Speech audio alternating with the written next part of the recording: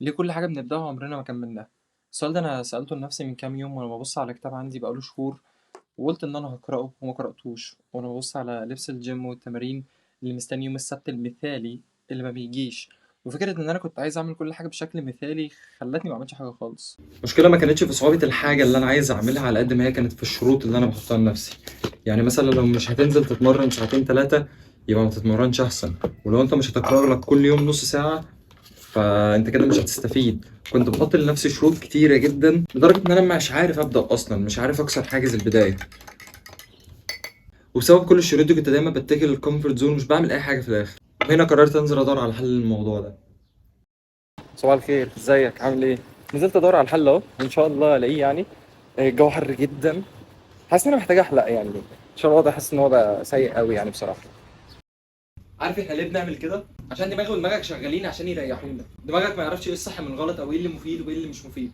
دماغك كل اللي يعرفه ان ده هيتعبني ودوت لا، او ان دوت مثلا هيديني دوبامين اسرع من ده. فتيجي مثلا رايح الجيم تلاقي الموضوع صعب جدا، لان دماغك بشكل لا واعي هو شايف انك رايح تحط حمل على عضلاتك والمفاصل والاوتار. هو ما يعرفش اذا كان دوت مفيد ولا لا، هو شايف ان انت هتتعب جامد عشان تاخد شويه دوبامين صغيرين. طب ما انا ممكن الف شويه ريلز واخدهم. بقالي كتير ما رسمتش، ربنا يستر. بص، هو مش أسوأ حاجة بصراحة، يعني شغال. حتى لما بتيجي تقرا هو مش فاهم ان القراءه ديت مفيده ليك. هو بس شايف ان انا هقعد اقرا 30 و40 صفحه واتعب دماغي عشان اخد شويه دوبامين صغيرين قد كده، بدل ما انا ممكن افتح ريلز واخد الدوبامين دوت بطريقه اسرع وبكميات اكبر بكتير. وبيجي عند النقطه دي يحسسك انك عندك خمول ومفيش طاقه، يحسسك ان تركيزك ضايع وان انا مش هعرف اقرا دلوقتي، او انا مش في مود ان انا اقدر اقرا دلوقتي. وهنا بتيجي قاعده لسه عارفها قريب جدا بس غيرت حاجات كتير جدا في حياتي. نحلق بقى ونظبط الحاجات دي. صباح الخير، ايه الاخبار؟ حلقت، ايه رايكم؟ سيجما جدا. المهم كنا بنجهز المكان عشان بكره ان شاء الله ماتش مصر والارجنتين. غالبا لما الفيديو ده ينزل هيكون الماتش اتلعب امبارح، لان تقريبا الفيديو ده هينزل الاربع. انا مشجع لميسي بغباء، بعشقه بغباء، عندي بوسترات ليه في كل حته. فحته ان انا هكون بشجع ضده، واللي هو لما يمسك الكوره اقول له انت بتعمل ايه ومش عارف ايه واشتمه وبتاع، فالموضوع هيكون بالنسبه لي غريب قوي وهيبقى اوكورد كده. بس مصر اولى، انا اسف يا ميسي بس دي مصر. وبس يعني ربنا يوفقنا. 1 second rule: لو حد فيكم اتفرج على ما وراء الطبيعه كان في قانون بيقول لك لو عقلك لعبك لعبه. بمعنى لو صعب عليك قوي انك تنزل الجيم ساعتين وتقرا نص ساعه وتعمل الكلام ده كله، اضحك على عقلك وقول له انك هتعمل ده لمده ثانيه واحده بس. يعني انا دلوقتي في الملعب اهو، كنت صورت الفيديو ده قبل كده الساعه واحدة ونص وكانت درجه الحراره 36، وكان الموقف احسن بكتير ان انا اوريكم ان فعلا الموضوع بسيط، لان كان درجه الحراره صعبه، الجو حر والوقت مش مناسب وفي زحمه وفي دوشه وانا مش معايا مايك اصلا، فاضطريت ان انا اجي تاني عشان اصور الفيديوهات ديت عشان الالوان تبقى احسن او الاضاءه تبقى احسن. دلوقتي انا نزلت وانا قايل لعالي ان انا هلف لفه واحده بس ونص الملعب.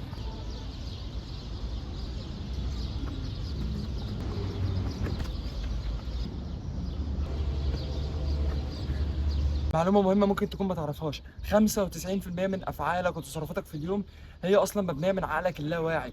فعقلك اللاواعي دوت ما يعرفش إيه الصح من الغلط. هو يعرف إن ده مجهد ومتعب، ويعرف إن التمرين ده هيخليك تنجح تنهج قصدي، وهيستنزف عضلاتك، بس ما يعرفش إن هو في الآخر هيخليك مفيد، هيخلي شكل جسمك كويس وهيخلي صحتك كويسة. فلو موضوع إنك تتمرن ساعتين دوت صعب عليك، انزل قول لنفسك إنك هتمرن 5 دقايق بس، انزل قول لنفسك إنك هتمرن 10 دقايق بس، اعمل في البيت إنك هتلعب 1 عند البوش اب بس.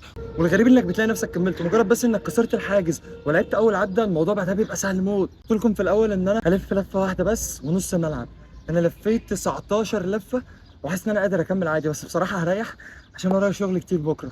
الموضوع ده بيفكرني بقصتي انا شخصيا.